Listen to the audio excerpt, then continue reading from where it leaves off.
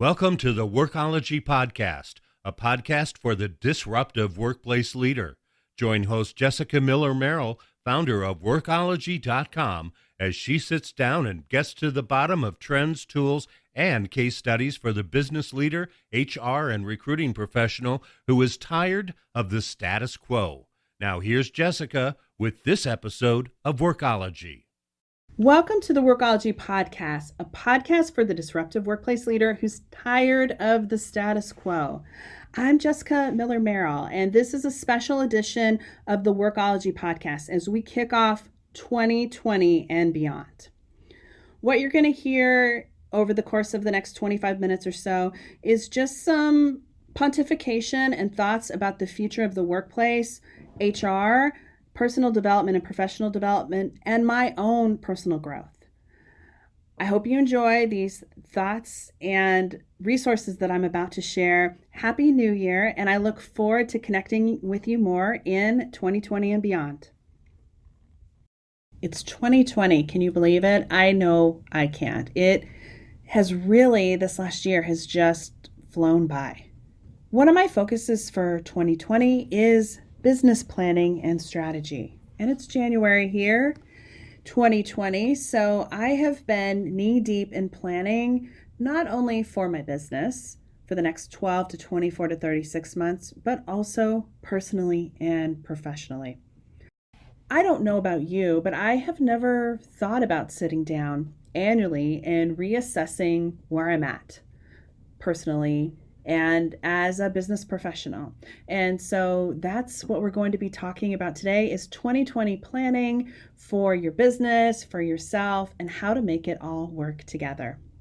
Publications like the Harvard Business Review believe that the future of learning and leadership development is personal. And that's where this 2020 planning strategy comes into play.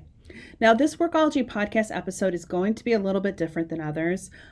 I'm not going to be bringing on a guest. This is a topic that is so important to me and hopefully to you, and has really been foundational in a shift in my business and how I look at my own personal and professional development. You know, what's interesting is that since becoming an entrepreneur full time in 2010, I haven't really thought about my own personal development, like things that I like to do. I've kind of always chased different opportunities that came upon me, or opportunities just came to me and somebody said, hey, you should write a book, or will you speak on this webinar, or will you do this workshop? But I haven't really sat down holistically and said to myself, what do I really like doing? And what brings me passion? What is fun? And it's taken me a while to get to this point where I have thought there's more to life than work. I love work. I love working. I love working in HR. I love helping people. But now it's time to step back and think about not only my work, but my future and my legacy and how I can grow, not just as an entrepreneur, but also as an HR professional. So I wanted to spend a little bit of time with you today and talk through kind of my strategy for 2020, and then walk you through why I think the shift has changed with me and what it might mean for you too. As I said, I haven't ever thought about personal development. I think the last time I really thought about this was when I started my blog in 2005. And so I started my blog, I had gotten my HR certification, and I felt like I needed a differentiator. And I thought that a blog might just be that. It could put me on the map in little old Oklahoma City where I was living at the time. And so I thought, wow, this could be a differentiator against my peers. It could be something I could get hired in my new job. It could be something that people would say, wow, this qualified HR professional. Not only does she have her certification designation in HR, which at the time was my SPHR, but she also has special skills in the area of social media, blogging, and the digital space. Little did I know that this one decision would put me on this crazy path where I sort of worked myself out of a job. Blogging became a career for me, and the work that I do in HR as a trainer, consultant, and thought leader, I didn't even imagine when I first started that that would be where I am today. And so over the years, my goal has been to become a popular blogger. That was my singular goal. But then once you get there, the plan has changed. I've achieved my goal. I have a popular blog. What do I do with it now? And this last 24 months have been really critical for me because I've really had to reassess and think, like, what do I want to do for the next 10, 15, or 20 years? And when I was 27 or even 30 or even 35, I wasn't necessarily thinking that way. But now that I'm over 40, I'm approaching my 42nd birthday here, I'm really trying to be more strategic. I want to be able to spend time with my family. I want to be able to do the things that I love. I want to be able to spend time with you. And so last year at this time, I made a commitment after listening after actually hosting my own podcast with somebody who kind of created this fundamental shift for me. And 2.5 years ago, I felt like I was really searching. I had moved to Austin, Texas from Oklahoma City, started a co-working business in addition to my work with Workology. I had a new client. I was managing their marketing, actually, an HR tech firm, but I just didn't feel like it was enough. So I set out, like I normally do, to find people and resources to be able to try to understand me better. And I'll link to some of these resources that I found along the way because I recorded podcasts with different individuals and read a lot of books and articles to really sort of understand why I was feeling this particular way. And so I talked to folks like Cy Wakeman. I talked about imposter syndrome. I spoke to somebody about conflict at work. But really, I started to understand because my business partner at the co-working space is very, very different than me. She's the yin to my yang. She's complete opposite in almost every single way, which has caused some conflict. But it has made me grow in ways I really didn't know I needed to grow because she has this different perspective than me. And so in having conflict with Linda, who's a wonderful person, but again, very different in her thinking, also an entrepreneur that works in the HR space, we have this co-working space together under an incredible pressure cooker of stress, trying to be able to make this thing work and make it profitable so we don't have to write big checks every month, in addition to both having other businesses that were our primary source of income. So it was a lot of stuff. So I went out and sought different resources and these different experts. And the one thing I noticed about Linda is she has a process for everything. And I really admire that about her. And if she ever listens to this podcast, I hope she takes this one piece away from it. Is I admire her organization, I admire the process and how she streamlines things. And as a person who is extremely creative to the point it is overwhelming to me sometimes, and certainly other people like my husband and people that I work with, I saw for the first time and understood that I really needed a process to help me get a handle on this amazing thing. Because when I work with clients, the creativity is really a differentiator, but it also keeps me from following through or being organized or having systems and processes in place.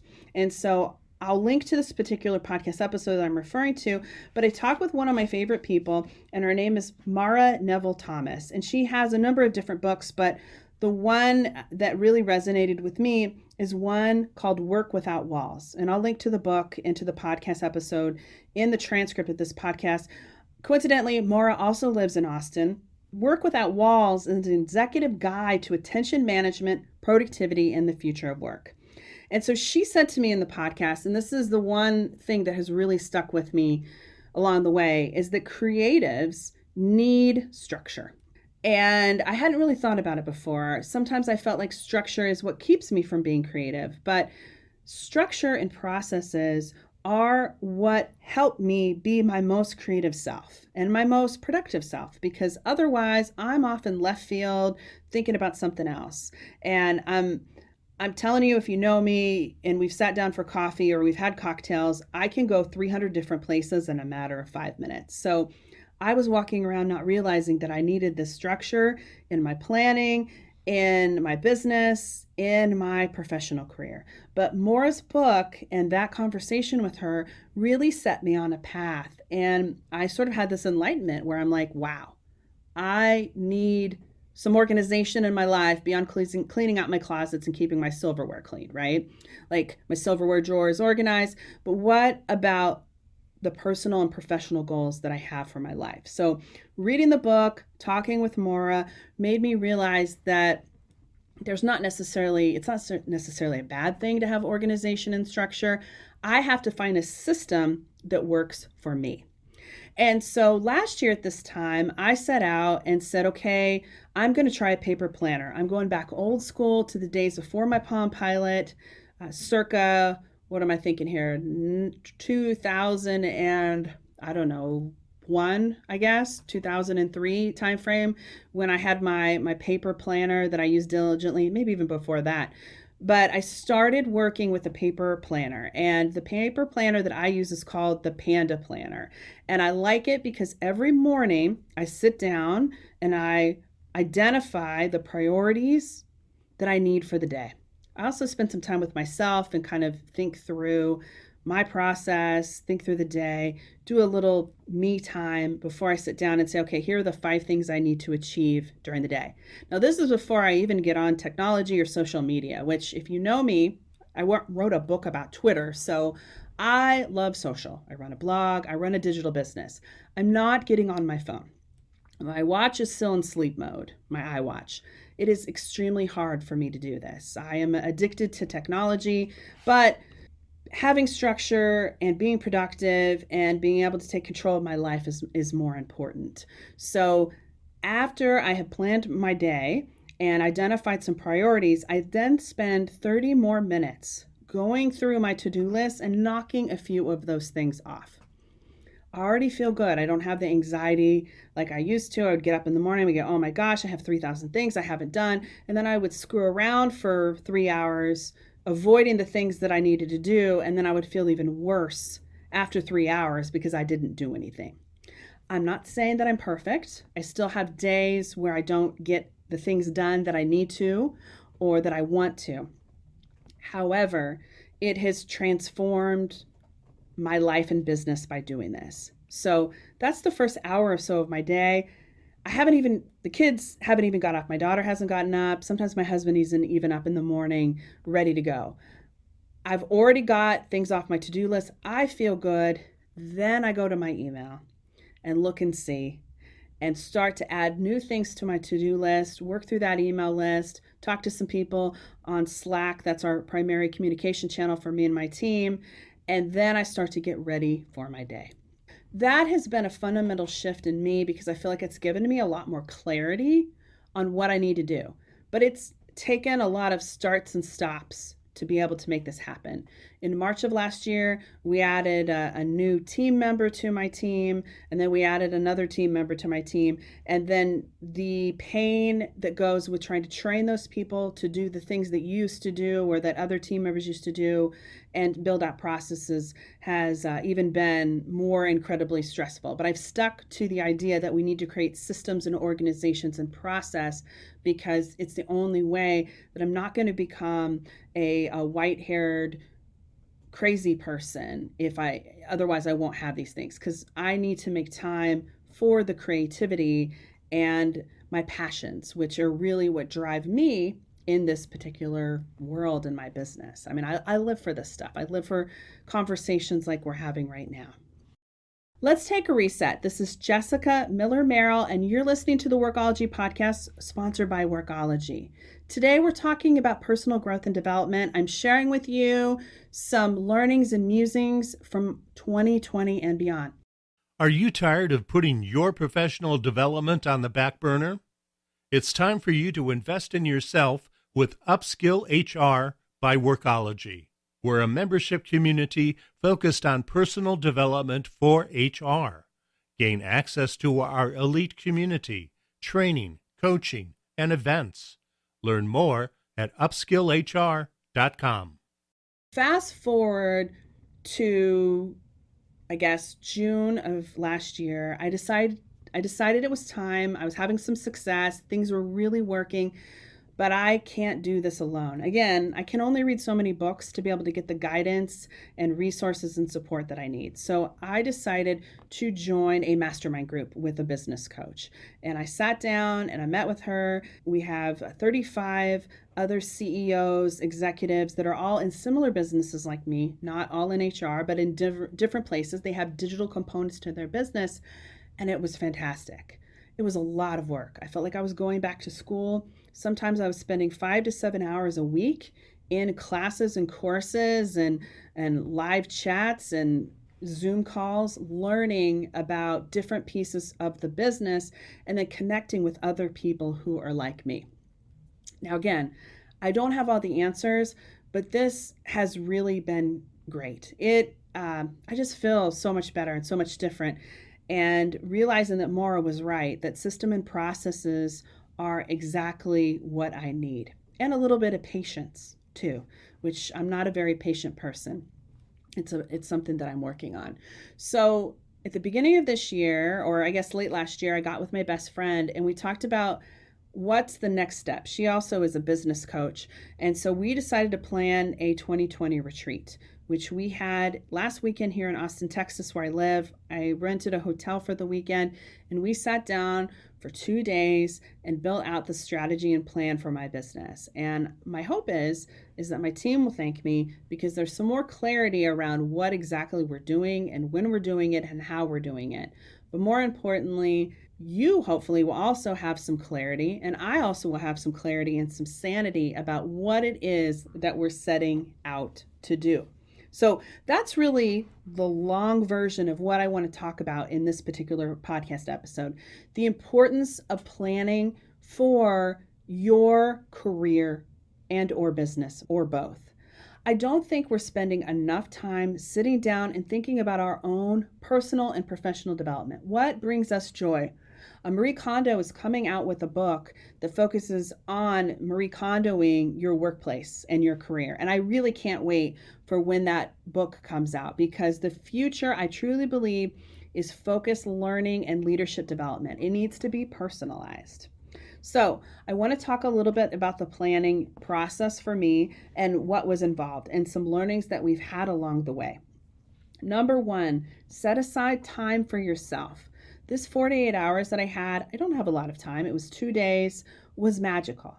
It was so fantastic to go off-site to another location with my best friend who I don't get to see a lot, but we had focused time away from my family, from my work, from all the other distractions and things, so we could just think about ourselves for a little bit. Because being in my career or being an HR professional, I know that we are always thinking about others. We're not thinking about ourselves. And it's okay to be a little bit selfish for a bit and think about the things that you really want and drive you happiness and bring you the most opportunities in your career or in your life. So leave the house. That's step number 2. And this was critical for us. I just booked 2 nights at the Wyndham. It was glorious. It could be an Airbnb on the cheap. It could be wherever. It could be your mom's house if that's a safe place for you. Book some time to leave the house. If you are going to stay at your house, it's not going to work if everybody's there because you're going to look at that pile of laundry, those dishes, the kids doing their things, or the football game that's on. It's going to take away from the effectiveness with your planning. Leaving the office environment, I think, is also really critical. We see, having this co-working space here, a number of people who come over and book time to have a retreat or a plan. And it doesn't need to be 2 days. It could just be 4 hours. And it's pretty budget-friendly opportunity, but it's free of distractions, free of pinging cell phones, free of emails, a new environment to kind of put you in a different mindset. Step number 3, have fun. I don't think we have enough fun, and we need to make this fun. So that might involve an icebreaker activity, that it might involve some happy hour drinks or some sort of team building event or activity that gets people out of their comfort zone and relax a little bit so the creativity can flow. One thing I also want you to think about are different learning styles. So me and my best friend at our retreat, But even when I'm talking with my team members, some people aren't necessarily visual people like me. I like to look at the visual side of things. And so we pulled out the calendar, all the 12 months, I taped them on the wall, and we used colored Post-it notes to kind of divide and conquer between where activities were going to be happening and the time I would be spending on these things. However, other people are a little bit more process focused. And so maybe it's taking notes, recording video, putting these into a spreadsheet with specific steps. Think about the different learning styles and understanding what might work for you might not work for others. And that's what we have been doing once I kind of presented to my team the steps and kind of the new master plan on these 12 giant pieces of paper with a bunch of colorful Post-it notes. It looks cool and it looks clear as mud to me, but others are saying, excuse me, what are all the steps that are going to be involved in this process? I'm like, oh, we'll figure it out. Well, other people learn and need to feel empowered and excited in different ways. Last thing is to set your goals. And so we've set some pretty clear goals here at Workology for the next year, which I'm really excited about to share with you in the coming weeks. But the focus is going to be on personalization. The focus is going to be on development, upskilling, upgrading, getting more from yourself and finding happiness within your own self and getting the support you need from others, whether it's me or somebody in the community within Workology. So set those goals and understand what those are. I'm really excited to be moving forward into 2020 because I feel like there's a lot more clarity and it's in a way that I've never had before. Lastly, come back and share. So that's what I'm doing right now, right? I'm talking with you about the plan and the goals and the process to be able to make that happen. I think that so often we are so focused on the day-to-day, sort of in the weed stuff, that we're missing the bigger picture. One of the things that Maura talks about that I really love in her book, Work Without Walls, she says that there's really 3 different ways to maximize your knowledge work. And that's your holistic sort of all about you. So number 1 is employee wellness. So there's different ways that we can stay well. Number 2 is your personal well-being. And that could be making sure that your brain is functioning on all levels. So feeling good, getting enough sleep, eating appropriately, getting in a good state of mind. That's what this planning weekend for me was all about. And then lastly is employee engagement. So making sure that your goals and the things that you've put together in alignment with the larger mission of the business. You can think about this for yourself too, right? Are you getting enough exercise? Are you in a good state of mind? Are you engaged and feel like you're a part of something bigger? These are the 3 things that we need to do to maximize ourselves and our teams. So Maura says that 94% of leaders surveyed reported that the 3 states of mind that I just mentioned drive the greatest levels of effectiveness and performance. These people are calm, happy, and energized. Those are the kind of people I want to be working with, right? Those are the kind of people I want to be spending my time with. I don't want angry, upset, and negative people. And so the key is to kind of fit and help move your employees into these 3 areas: the wellness, the holistic well-being, and engage individuals. One thing that I've noticed in my shift as I'm thinking about 2019 into 2020 is that there's a difference between being productive and being busy. And when I talked to Maura and we did this podcast interview, I was busy. I'm always busy. I've got a lot of stuff going on. I'm busy upon busy upon busy. But am I being productive? And the answer was no. And I'm working towards being a more productive version of myself. And being a productive person means having those 3 things. I can be my best self when I feel comfortable and I'm engaged and happy and I'm getting me time, work time, and then I'm taking care of my emotional well-being.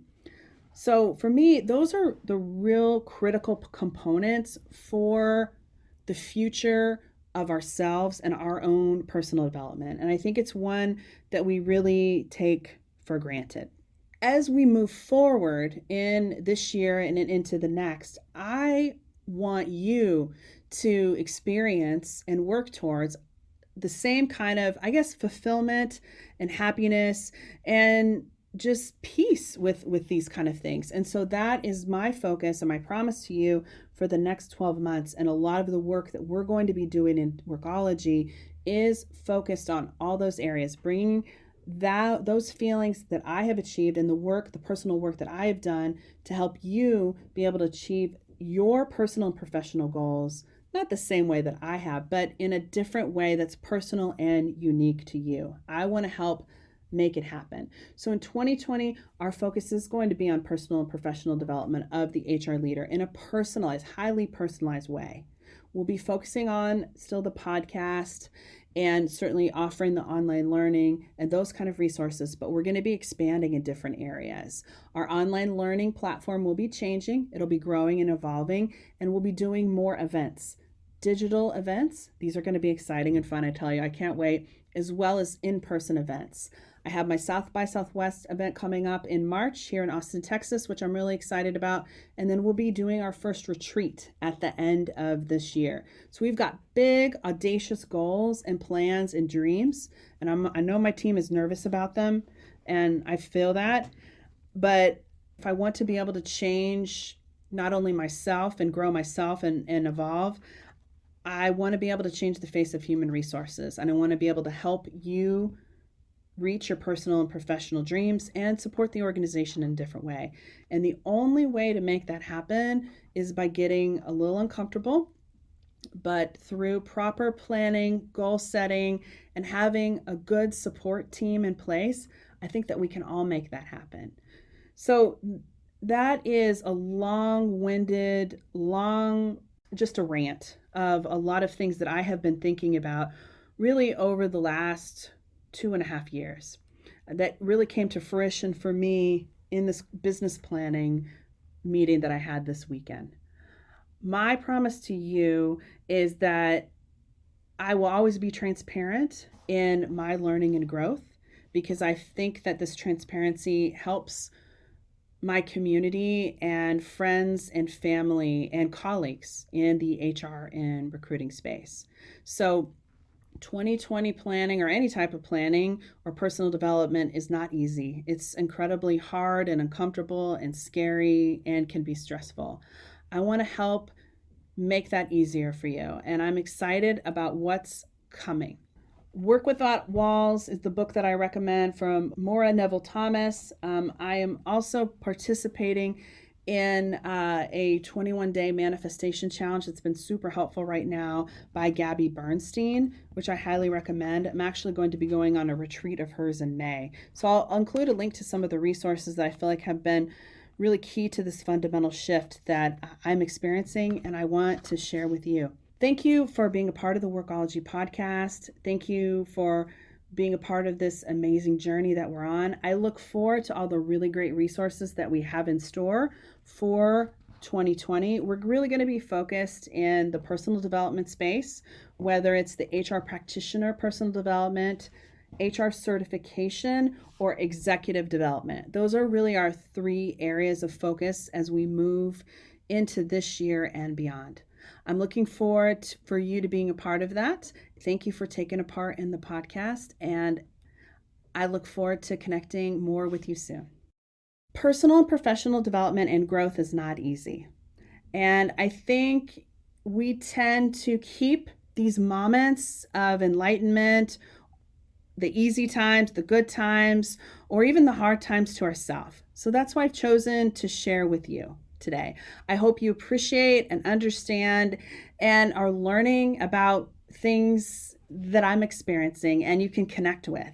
I'm really excited to share with you 2020 and beyond, all the things that are changing and growing in my life, personally, professionally. I feel like that is where I came from when I started this blog and what I want to continue to stay true to.